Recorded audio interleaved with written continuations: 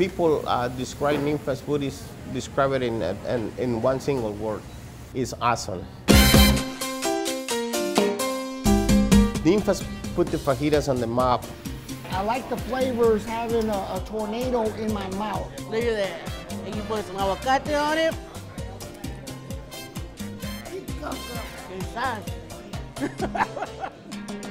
That's how you do it. We're still prepping the tacos al carbon the same way Mama Ninfa left it. I remember telling customers they didn't know how to eat it. They didn't know how to eat a taco al carbon. Tacos al carbon, oh my God, I still have the old menu from 1970s and 80s. I still have the menus with me, I keep it. When I die, they're going with me.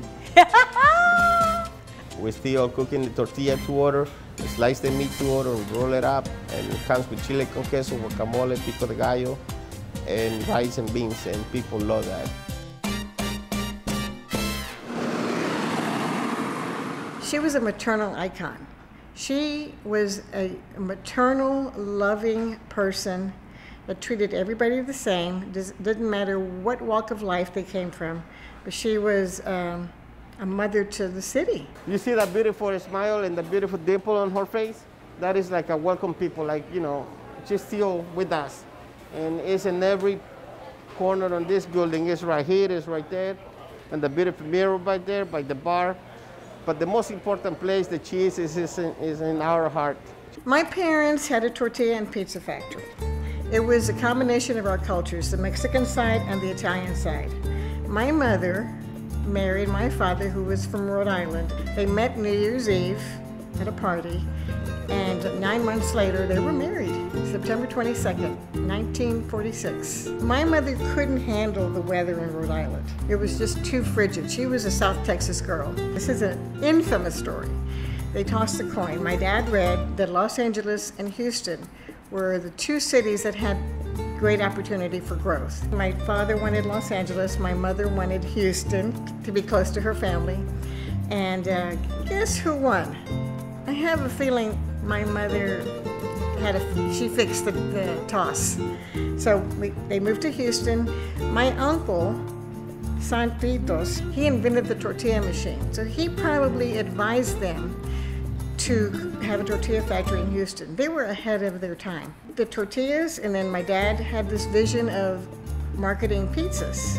He grew up on pizza, and especially in the East Coast, pizza is universal. That's why half of the factory was tortillas, and the other half of the factory was a pizza line. My dad died in 1969, and it was a shock to our family. We were lost without my dad. He was a quiet force. There was definitely an underlying sadness in our life because of that sudden loss. He was only 49 years old. After my dad's passing, we had many struggles with the tortilla and pizza factory. I was in high school, and then I was in college, and we would continue to help. All through college I worked, delivering tortillas, delivering pizzas, and my little brothers always pitched in, but it was just not the profit margin we needed to survive. And that's why my mother was actually thinking about different ways to make a living. And about 1973, she called all the family together and she said, we need to do something different. We need to figure out another way to make a living because we're not doing it with this tortilla and pizza business. And times had changed. One thing my family did was we always traveled, and we traveled in a car to Mexico. And we all were crazy about these tacos that we tasted in Mexico City. So we all said, let's sell those tacos we love so much. And that was the first product we wanted to sell and to market. It was a 10-table restaurant. We took half of the factory, the pizza half, turned it into a 10-table restaurant, and the other half was still a tortilla factory. That particular product, which we called fajitas, eventually became tacos al carbon. So we got together. My brother Jack decided to come home. My husband, my future husband, my boyfriend at the time, Tony Mendola, he helped my mother every summer working. So that was the summer we opened the restaurant. He made the first taco. Roland was running the tortilla factory for a while, and I was the first waitress. My mother took everything out of our kitchen at home and used every pot and pan to cook the first week or two in the restaurant. We had 10 tables. In the beginning, it was busy, but it was a different clientele. It was just a neighborhood folks. Eventually, people from downtown and the DA's office and friends and friends of friends started coming, and we got really busy. By 74, we eliminated the tortilla factory. By 75, we expanded into the third room, and we were definitely had lines at the door. And that was a very exciting and heady time because we were the talk of the town. It was really a melting pot of America that walked in our door. Everywhere you went, I mean, you know, she'd go shopping and people would call her Mama Ninfa. We all called her Mama. We referred to her as Mama. Customers started referring to her as Mama. All the employees referred to her as Mama. So it just kind of stuck. My mother's cooking was rich with flavors. And it was not just the Mexican influence, but the Italian influence. I mean, she cooked with olive oil, she cooked with garlic. Also, my mother had this tremendous memory of food she had tasted as a child going through Mexico. My mother was introducing food that she had in her little memory and shared with all of us at that moment. I mean, no restaurant served pico de gallo before NINFA'S. They just had red sauce. They didn't have green sauce. No restaurant had creative things like stuffed jalapenos that were deep fried. They didn't have homemade flour tortillas. It was all from a factory. So that's what set us apart back in 1973. And that's why we were rewarded with popularity and love.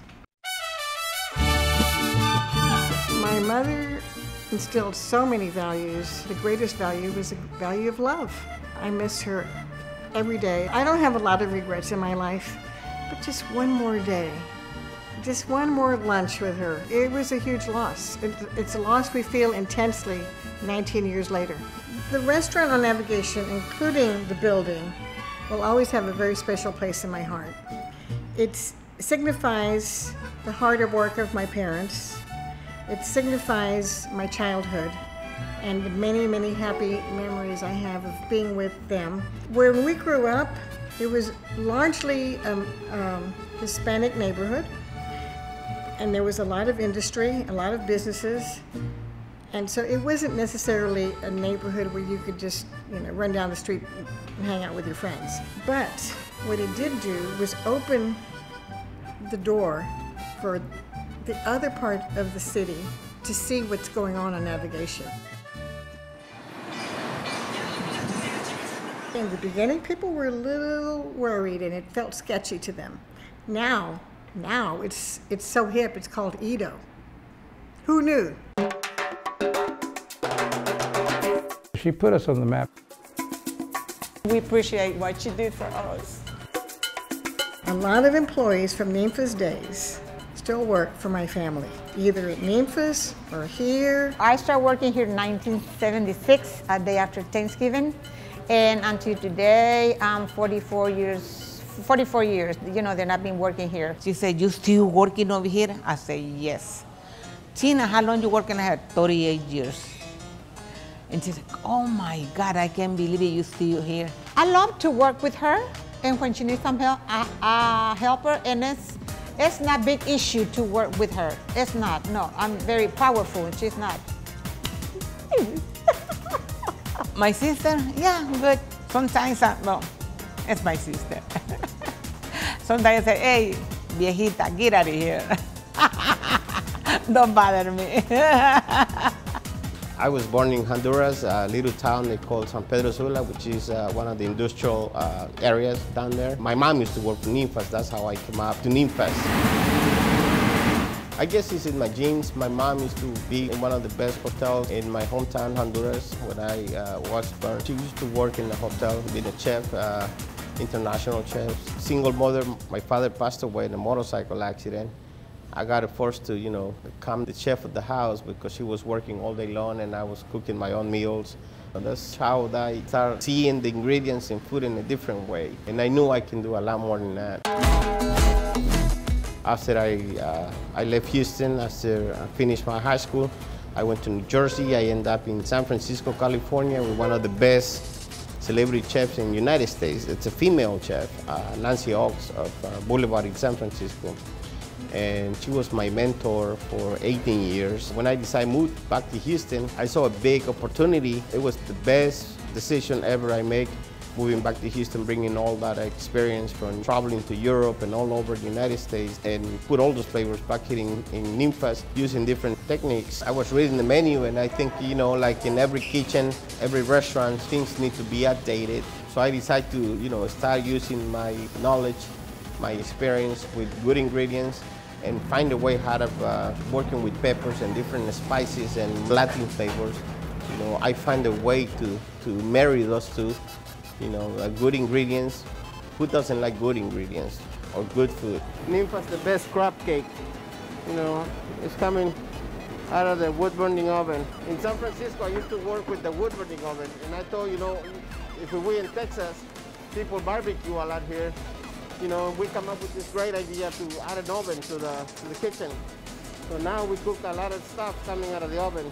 The flavor explodes. It's so rico. They refused my ideas in the beginning. They reject the ideas to change NINFA'S because I took off all the fried stuff, burritos, and I don't say that it's bad food. I just want something different. You know, I want to show them that it's a better way to eat, and it's still without losing the flavors, the original flavors. You know, I mean, I know it's a better rice out there. I know it's a better beans, and that's what I was bringing in. And they eat NINFA'S now. Two choices. Number one choice was NINFA. Why? The explosion in my mouth of flavor, savoring all the delicacies that are put into this, as well as their famous margarita. NINFA'S is really, really well known because it's the fajitas, the margaritas, the fresh tortillas. Queso flameado is being one of the most popular dishes. It's been all over in magazines. Food traveling channels have been here just to record the fajitas and the queso flameado. It's the whole menu. It's the whole experience. The famous green sauce. You know, they ask me the same question all the time, and it's so simple. It's avocados, onions, peppers, cilantro, sour cream, and tomatillos, and garlic. That's it.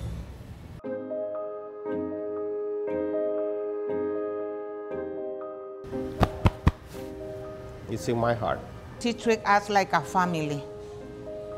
You know, the moment she was over here and she got inside, she treated very, very good to the dishwasher, to everybody. She used to give us, you know, wings to fly the way we wanted to fly with this restaurant. To continue with Mama Ninfa's legacy means a lot to me. I think it's not just me. I think it's the whole group. It's the whole, you know, the server, the dishwasher, the line cook, the buzzers. We make a great team to continue that, you know, and we're so pleased and blessed that, you know, they continue with this legacy. Her spirit lives on, not in that building, in that food, in our building, in our foods, and our family's restaurants. Her spirit lives on. It's very gratifying. This is like a real Mexican food with Tex-Mex food. And I try to, you know, marry those two really well, and it has worked for many years. That's all I can say. What do you think about NINFA'S food? Always awesome, dude. Can't wait to go back. And that's all I get. It's a great feedback. It says everything in one word. It's awesome.